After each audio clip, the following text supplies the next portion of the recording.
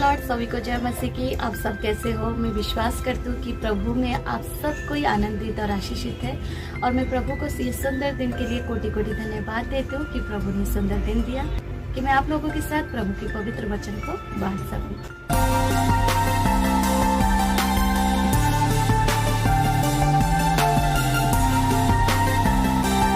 और एक विषय सीखेंगे। आइए एक छोटी सी प्रभु से प्रार्थना करते हैं, क्योंकि प्रार्थना के द्वारा प्रभु हमें हर विषय हर काम में आशीषित करते हैं। तो इसीलिए हमारे जीवन में हम जो भी करें प्रार्थना के द्वारा आरंभ करें। इस प्रभु की अनुग्रह हमारे साथ में बने रहेगा। आइए हम सब प्रार्थना करते हैं। धन्यवाद धन्यवाद खुदाबंद परमेश्वर, धन्यवाद देती हूँ सुंदर दिन के लिए कि आपने सुंदर दिन और इस समय मेरे भाई बहन की आत्मिक आंखों को खोल दे प्रभु, ताकि वो मैसेज को सुने और ग्रहण करे और अपने जीवन में लगा पाए। और आपकी उपस्थिति इस जगह पर है, विश्वास करती हूँ इस समय मुझे भी ज्ञान और बुद्धि दे, मुझे आत्मा के द्वारा चलाए प्रभु, ताकि मैं उत्तम रूप से आपकी मैसेज को बांट सकूं। हर एक आदर महिमा आपको देके प्रभु यीशु मसीह के नाम से छोटी सी प्रार्थना मांगती हूँ। आमीन आमीन आमीन।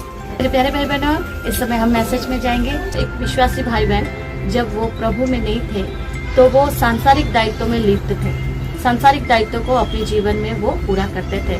लेकिन जब एक विश्वासी भाई बहन प्रभु में आते हैं तो हर एक जन अपने दायित्व को समझे, अपनी रेस्पॉन्सिबिलिटी को समझे, क्योंकि परमेश्वर ने हर एक जन को कुछ ना कुछ दायित्व दिया है कि हम अन्य जातियों में जाके सुसमाचार प्रचार करें, अन्य जातियों को प्रभु के विषय में कहे और दूसरों को मन फिराने के लिए हम वचन कहे, प्रभु के विषय में समझाए, क्योंकि हमें हमारे द्वारा ही परमेश्वर के राज्य का काम पूरा होगा।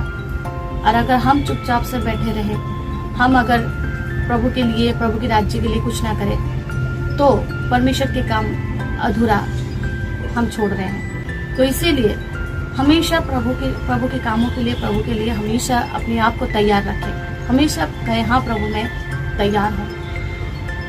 हमेशा कहे कि हाँ प्रभु अपने आप को खाली करती हूँ, प्रभु आप मुझे भर दे अपनी पवित्र आत्मा से, अपनी ज्ञान अपनी बुद्धि से। जब आप अपने आप को खाली करते हैं तो प्रभु अपनी शक्ति से आपको भरते हैं, पवित्र आत्मा से भरते हैं, सामर्थ्य से भरते हैं। परमेश्वर आप मुझे चलाए, मैं आपके बिना कुछ नहीं हूँ। आज का मैसेज ये है कि हम अपने दायित्व को, अपनी रेस्पॉन्सिबिलिटी को समझें और वो पूरा करें अपने जीवन में, ताकि प्रभु आने वाले दिन में और बड़े विषय में आपको आगे अगुवाई देंगे।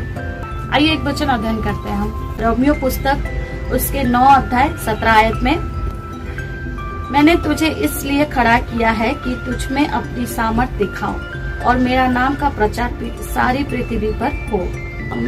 हमें अच्छे बुरे का कोई ज्ञान नहीं था। उस समय परमेश्वर की अनुग्रह हमारे ऊपर आया और इसीलिए हमें खड़ा किया है कि हम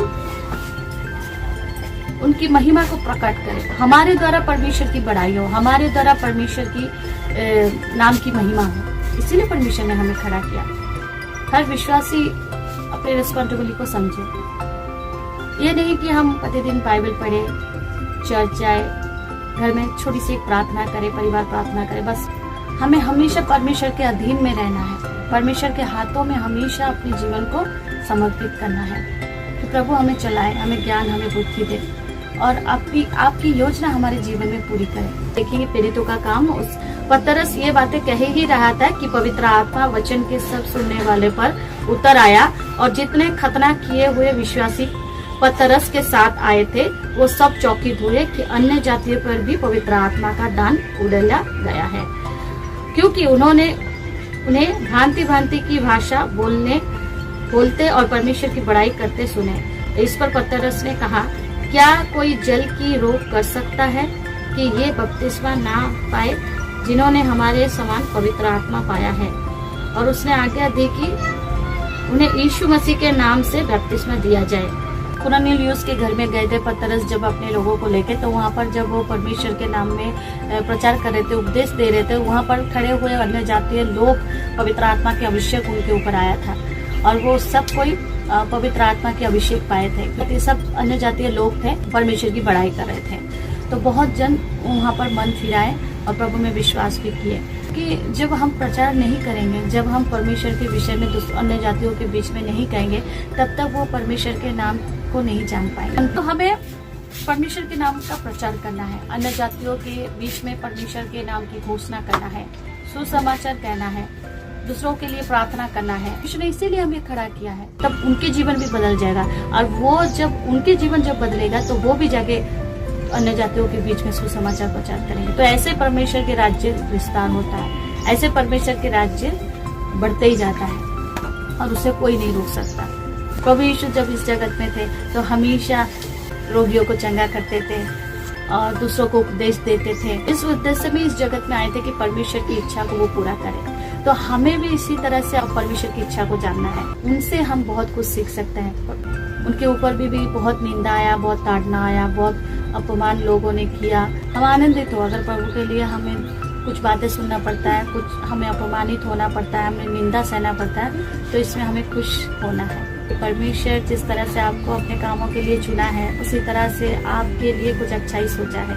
तो परमेश्वर आपके साथ है, लेकिन आप अपने कामों में आगे बढ़ते जाए। जो दायित्व आपको परमेश्वर की ओर से दिया गया है वो पूरा करिए, तो परमेश्वर आपको बड़े काम में नियुक्त करेंगे आने वाले दिन में। आमीन, हालेलुया। और जब हम प्रभु के कामों के लिए अपने आप को यूज करते हैं और समर्पित होते हैं तो प्रभु हमें और हमारे परिवार को संभालते हैं। तो प्रभु इस वचन के द्वारा आपको बहुत ऐसे ब्लेस करें मेरे प्यारे भाई बहनों। तो मैं आप लोग से मिलती हूँ नेक्स्ट वीडियो में। तब तक के लिए God bless you, praise the Lord.